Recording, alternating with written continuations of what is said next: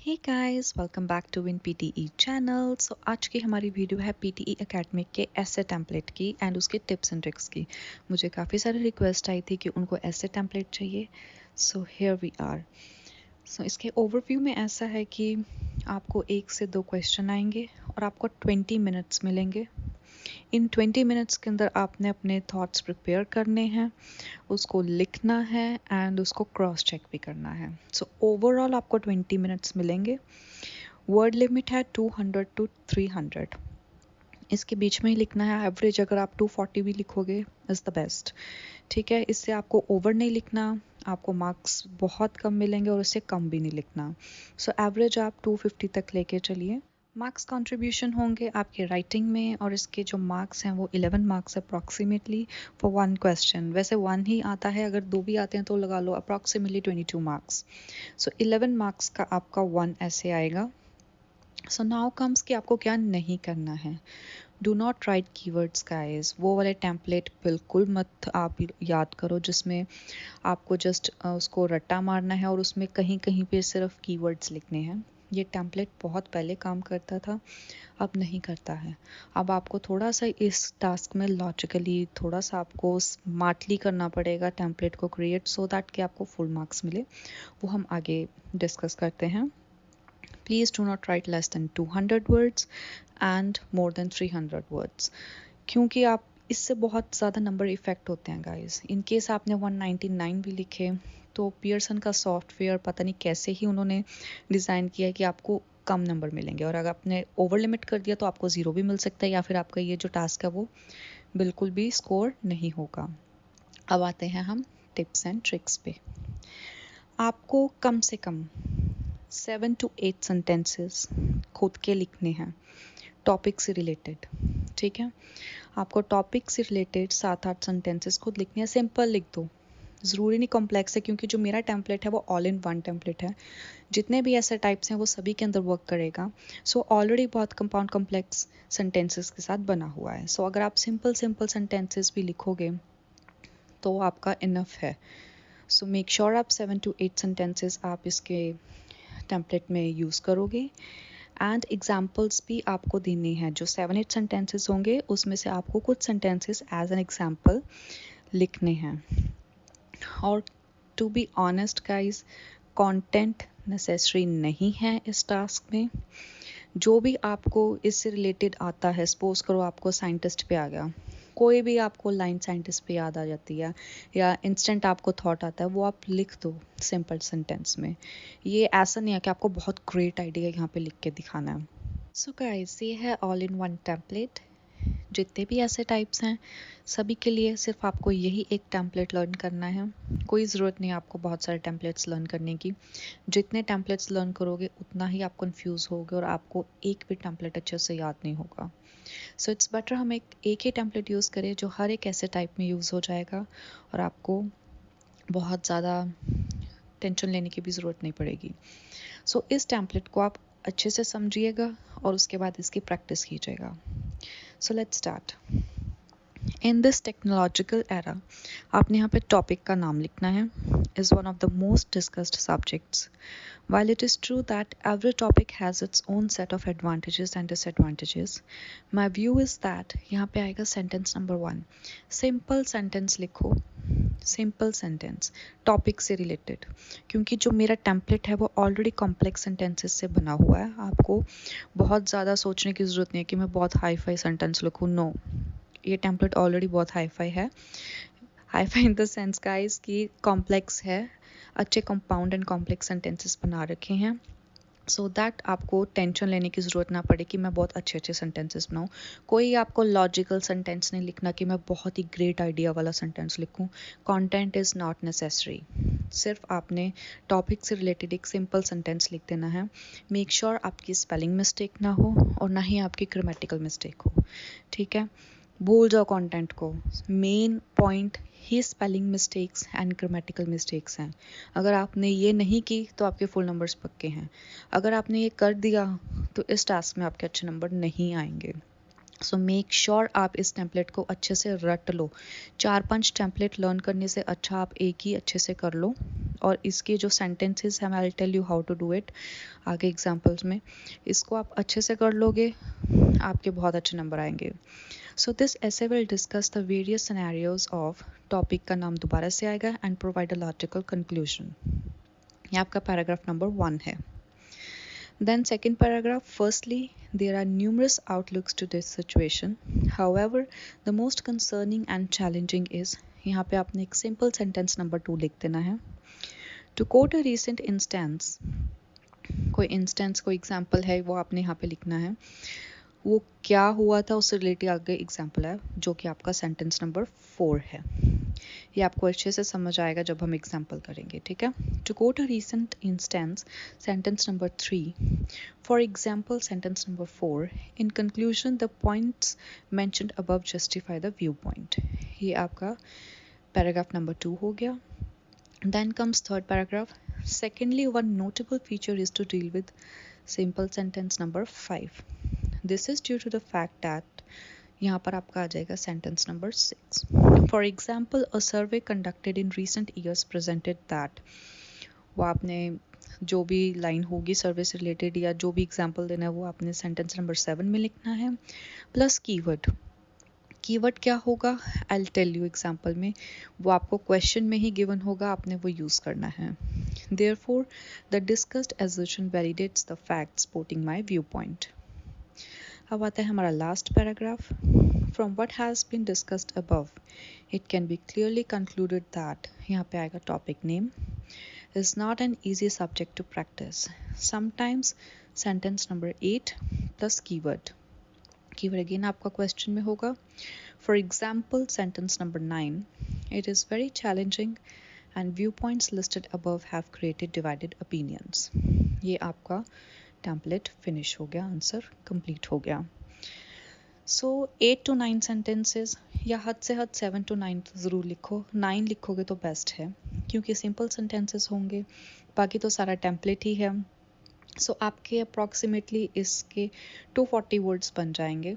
So this is enough, क्योंकि हमें limit मिली है 200 to 300 वर्ड्स की, तो 2 आप 250 तक लिख दोगे, इट्स बेस्ट। सो ये है हमारा एग्जाम्पल नंबर 1। क्वेश्चन है, do you agree that the rise of artificial intelligence raises ethical concerns.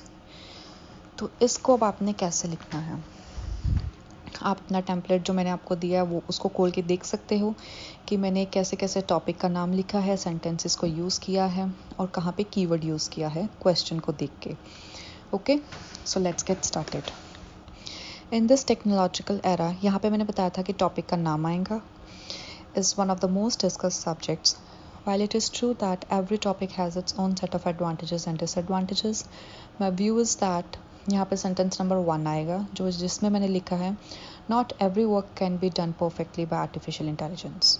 कितना सिंपल सेंटेंस लिखा है, कोई ग्रेट आइडिया नहीं है, बस दिमाग में आया कि सारा काम मैं आर्टिफिशियल इंटेलिजेंस नहीं कर सकता, ये मैंने लिख दिया। This essay will discuss the various scenarios of artificial intelligence and provide a logical conclusion. Okay, हमारा first paragraph finish हो गया। फिर आता है second. Firstly, there are numerous outlooks to this situation. However, the most concerning and challenging is, यहाँ पे second sentence आएगा, to accept this concept of working, कि ये कैसे artificial intelligence काम करता है। ये simple sentence लिखा मैंने। To quote a recent instance, अब example यहाँ पे देना है, robots can work as agents in an agency and fulfill all the requirements to complete the task. Simple sentence है, ठीक है, कोई हाई-फाई यूज़ नहीं करा कि रोबोट्स एक एजेंट की तरह काम करते हैं एजेंसी में और हमारे टास्क की रिक्वायरमेंट को फुलफिल कर देते हैं, that's it. Other factors which are impacted by artificial intelligence are humans. यहाँ पे जैसे मैंने आपको बताया है कि सेंटेंस नंबर 3 आएगा फॉर एग्जाम्पल में, तो मैंने यहाँ पे यूज़ किया है कि other factors which are impacted by artificial intelligence are humans, they lose their job. जो ये इम्पैक्ट है आर्टिफिशियल इंटेलिजेंस का, ये क्या कर रहा है कि हम ह्यूमन बींग्स की जॉब को बहुत ज़्यादा इम्पैक्ट कर रहा है। अगर सारा कुछ रोबोट्स करेंगे तो हम क्या काम करेंगे एज एन एम्प्लॉय, ठीक है। इन conclusion the points mention above justify the view point, ठीक है। यहाँ पर जैसे मैंने recent इंस्टेंस यूज़ किया तो आप यहाँ फॉर एग्जाम्पल यूज़ मत करो, I just cut it out. Sentence 4 से आप स्टार्ट करोगे। ओके, मैं इसको एडिट कर दूँगी। सो अब आता है third paragraph. Secondly, one notable feature is to deal with, ये आपका सेंटेंस नेक्स्ट आ जाएगा, आर्टिफिशियल इंटेलिजेंस फेलियर। हमें इस चीज़ से कैसे डील करना है, ये एक इम्पॉर्टेंट पॉइंट है। This is due to the fact that, अब यहाँ पे अगला सेंटेंस आएगा, mechanism can not always perform with perfection. ये वही चीज़ बनती है कि सारा कुछ आर्टिफिशियल इंटेलिजेंस नहीं कर सकता। बट आप ये देखिए कि मैं कितना सिंपल सेंटेंस यूज़ कर रही हूँ टॉपिक से related. Okay, for example, a survey conducted in recent years presented that we should not totally rely on artificial intelligence. ठीक है, ethical concerns have been raised. ये कीवर्ड है, सी ethical concerns, ये वाला कीवर्ड है, मैंने यहाँ से यूज़ किया है। मे बी उनका सॉफ्टवेयर ऐसे डिज़ाइन हो कि जो क्वेश्चन के अंदर कीवर्ड्स हम यूज़ कर सकते हैं वो भी टेम्पलेट में यूज़ हो टू गेट गुड स्कोर, इसलिए मैंने ethical concerns यहाँ पे लिखा, have been raised. Therefore, the discussed assertion validates the fact supporting my viewpoint. I hope guys आपको समझ आ रहा है। मिनिमाइज करके आप टेम्पलेट जो मैंने आपको बताया है उसके साथ आप कंपेयर कर लो, ठीक है। टैली करते रहो कि मैंने कहाँ पर जो सेंटेंस है कैसे लिखा है और कहाँ पर कीवर्ड यूज़ किया है, कहाँ पर एग्जाम्पल यूज़ किया है। So last paragraph is from what has been discussed above. It can be clearly concluded that, यहाँ पे टॉपिक का नाम आएगा, artificial intelligence is not an easy subject to practice. अब यहाँ पे अगला सेंटेंस आएगा, sometimes artificial intelligence can harm humans also. For example, many news is live in the media that scientists were killed by robots created by them. Simple है, it is very challenging and viewpoints listed above have created divided opinions. ठीक है, ये चीज़ है। I hope आपको ये template समझ आया है। सेंटेंसेस तो गाइस आपको बनाने पड़ेंगे, इसलिए मैंने आपको इजी सा टास्क दिया है कि सिंपल सेंटेंसेस बनाओ। आप देख सकते हो मैंने कितने सिंपल सेंटेंस यूज़ किए हैं। इतने तो करने से सिंपल क्या ही सेंटेंस बनाओगे। ये आपको प्रैक्टिस करोगे, जितना प्रैक्टिस करोगे, जब आप इस टास्क के ऐसे प्रैक्टिस करने लग जाओगे ना, अपने आप आपको सेंटेंस सिंपल आते रहेंगे टॉपिक से रिलेटेड कि आप ये लिख सकते हो, ये लिख सकते हो, और जो भी आपको लगता है कि जो टॉपिक से रिलेटेड हो सकता है वो आप लिख दो। इसमें अब 2 से 3 बार आर्टिफिशियल इंटेलिजेंस यूज़ हो गया, 2 बार कीवर्ड्स यूज़ हो गए हैं, एंड एग्जाम्पल भी यूज़ कर दिए, सिंपल सेंटेंसेस भी बना दिए, और टेम्पलेट भी अच्छा है। इट्स ऑल इन वन, एक ही टेम्पलेट में सब कुछ हो गया। दिस इज़ सो ईजी, इसको प्लीज़ टेंशन में लेके मत करना। सो गाइस, ये है example number 2। Do you agree that the modern lifestyle is too fast paced for good mental health. तो अब ये टॉपिक से रिलेटेड हमने टेम्पलेट में इसको कैसे यूज़ किया है। इन दिस टेक्नोलॉजिकल एरा, यहाँ पे टॉपिक का नाम आएगा modern lifestyle is one of the most discussed subjects. While it is true that every topic has its own set of advantages and disadvantages, my view is that, यहाँ पे आएगा line number, I mean sentence number 1, modern lifestyle can be practiced with good mindset. Simple line है. This essay will discuss the various scenarios of modern lifestyle and provide a logical conclusion. Okay. Then comes, firstly, there are numerous outlooks to this situation. However, the most concerning and challenging is to adapt the lifestyle.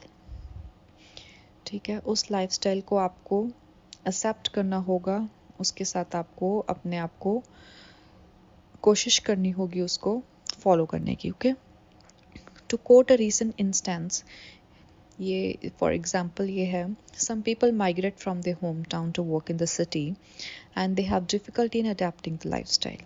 जो गांव से आते हैं उनको city की life काफ़ी fast लगती है। Many people feel depressed while adapting lifestyle. ये तीसरा सेंटेंस होगा। Okay, in conclusion, the points mentioned above justify the viewpoint.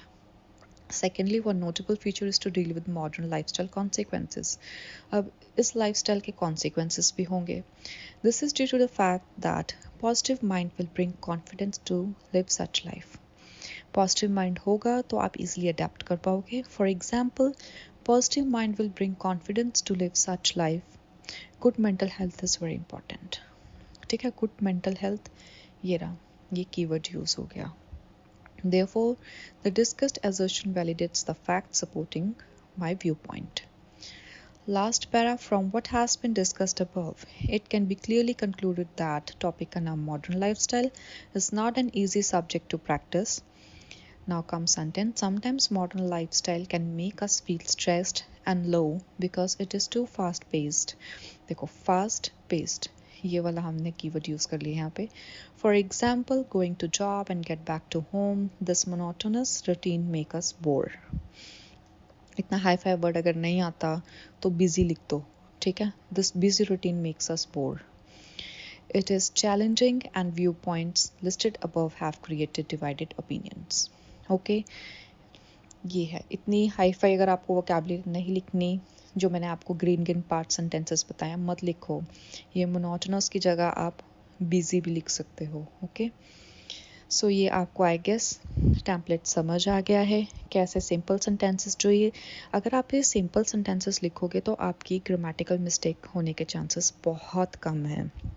ठीक है, मेक श्योर आप सेंटेंसेस सिंपल लिखो, स्पेलिंग मिस्टेक्स मत करो एंड ग्रामेटिकल मिस्टेक भी मत करो. Okay, so that's it guys. I hope आपको टेम्पलेट अच्छा लगा होगा. इसकी प्रैक्टिस कीजिए. आपको अगर वीडियो अच्छी लगी है तो इसे लाइक कीजिएगा, वीडियो को शेयर कीजिएगा, चैनल को सब्सक्राइब कीजिएगा. एंड यस, आपने कमेंट सेक्शन में ज़रूर बताना है कि आपको टेम्पलेट कैसा लगा. कोई आपकी क्वेरी है तो आप मुझे कमेंट बॉक्स में बता सकते हैं. अदरवाइज़ मुझे आप मेल आईडी पे मेल भी कर सकते हैं, जो मैंने डिस्क्रिप्शन बॉक्स में लगाई है. सो मिलते हैं नेक्स्ट वीडियो में. बाय.